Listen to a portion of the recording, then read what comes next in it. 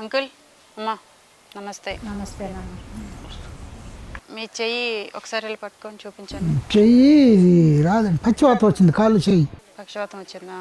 ఎంతవరకు ఎత్తగలరు? చెయ్యి అంటే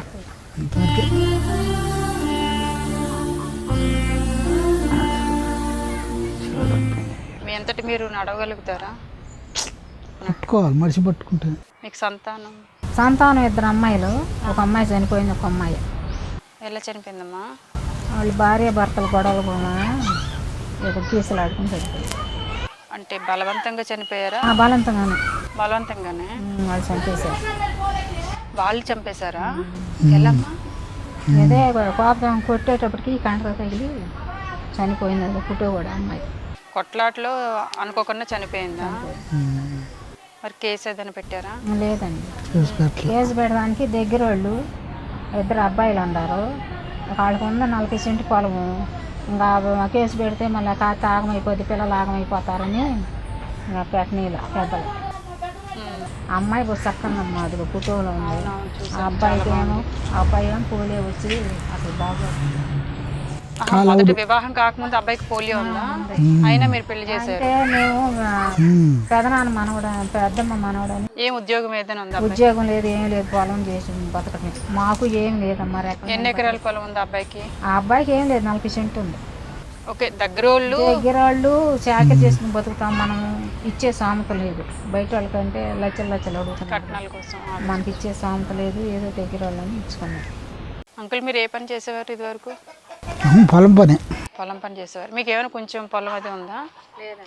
అసలు కౌలు చేసుకునేవాళ్ళం. 1 ఎకరం 2 ఎకరాలు అసలు.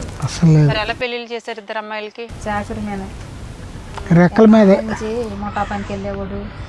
పొలం కౌలుకి వేసుకొని అట్ట చేసాము. వాళ్ళని ఎట్ట ఒక ఒడ్డెక్కిచ్చాములే, కొంచెం బాకీ ఉందని మొన్నటి దాకా కళ్యాణ మండపంలో వాచ్మెన్ కొన్నాం. గుంటూరులో ఎన్ఆర్ఎంగ్ రోడ్లో వాచ్మెన్ కొన్నాం. కొంచెం బాకీ తీరంలో ఎట్ట కొట్ట బతుకువచ్చులే అని ఇంటికి వచ్చాం. 2 నెలలు 3 నెలలకే పడిపోయాం.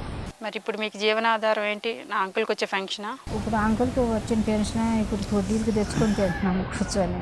వడ్డీలకా? వడ్డీకి తెచ్చు. దేనికి వడ్డీకి? మీరు ఇప్పుడు ఎందుకు అప్పులు చేశారు? మరి ఇప్పుడు మందులని ఇవన్నీ మరి ఏమని చెప్పాము.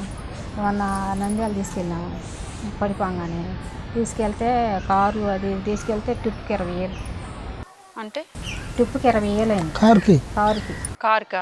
నంద్యాల తీసుకెళ్ళి అక్కడ 3 రోజుల నుంచి పసరు పోపించుకొచ్చాం. 3 సార్లు పోయాం. 3 20,000 60,000 అయినాయి. ఇప్పుడు మళ్ళీ ఆ మొత్తం తగ్గలేదని చెప్పేసి మళ్ళీ ఇప్పుడు విజయవాడలో పోతున్నాం.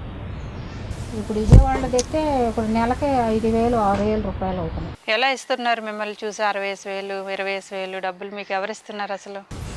తెలిసిన వాళ్ళేనమ్మా. మళ్ళీ మీరు ఎలా తీర్చగలరని మీకు అప్పులు ఇస్తున్నారు అని నా డౌట్. మేము ఇంతవరకు ఎవరికి ఏం తేడా చేయలేదు కదా. ఇంతవరకు చేసినా రెక్కల కష్టం చేసి తీర్చుకొచ్చాం. ఇప్పుడు మరి పడిపోయాం, ఇబ్బందులు ఉన్నారని. అంకుల్ మీకు ఏదైనా సాయం చేయాలని వచ్చాను. మీకు ఏం చేస్తే మీకు ఇప్పుడు బాగుంటుంది? డబ్బులు ఇచ్చినా ఎంత కావాలి? మీ కష్టం ఏంటనేది మాకు తెలియదు కాబట్టి మీరు ఏదైనా ఒక మాట చెప్పండి. 2,000 మీరు చెప్పండి. అంకుల్ 2,000 అన్నారు. ఎంతో మీ దయ వచ్చిందని అయ్యో పర్లేదులే, చెప్పండి. నేనే అడుగుతున్నాను కదా, చెప్పండి. పర్లేదు. అంకుల్ ఒక 2,000 అంతా అన్నారు. మీరు అంకుల్కి ఓకేనా, లేకపోతే మీరు ఇంకా తక్కువ లేకపోతే ఎక్కువ చెప్పండి. పరిస్థితులను బట్టి మీరు చూడండి. నీ పరిస్థితులు నాకేం కనిపించట్లేదు. మీ లోపల ఉండేది నాకు కనబడదు. నోరు తెరిచి చెప్తేనే తెలుస్తుంది. 3,000 అంకుల్ 3,000 ఇవ్వనా? ఓకే సరే. ఆంటీ ఒక 3,000 అడిగారు, అంకుల్ ఒక 2,000 అడిగారు.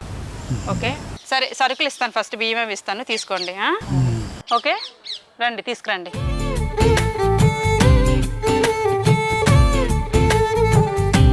అంకుల్ బనీను పంచ టవలు ఓకే, మీరు తీసుకోండి. ఇవి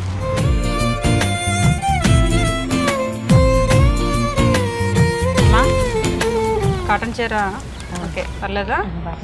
అన్ని చీర లంగా జాకెట్టు సాంప్రదాయం తెలిసిన ఆంటీ. రగ్గు అంకుల్ మీకు వర్షాకాలం నెక్స్ట్ వస్తుంది కాబట్టి రగ్గు కూడా ఉంచుకోండి. ఇవి కిరాణా సామాన్లమ్మా, మొత్తం పప్పులు ఉప్పులు అన్నీ ఉంటాయి. సరే అమ్మా. అంకుల్ పట్టుకోండి, మీరు ఒక చెయ్యండి. మీరు అడిగిన 2,000, అమ్మ అడిగిన 3,000, మొత్తం కలిపితే 5,000. 5,000 ఇస్తున్నాను మీకు. ఓకే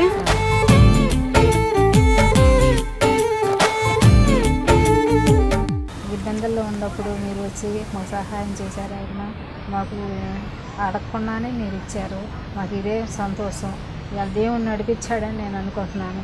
ఎంతో ఇబ్బందులు ఉన్నాను నేను. ఇదే మీకు సంతోషం. థ్యాంక్ యూ అమ్మా. అమ్మా నేను ఇంక వెళ్ళొస్తాను.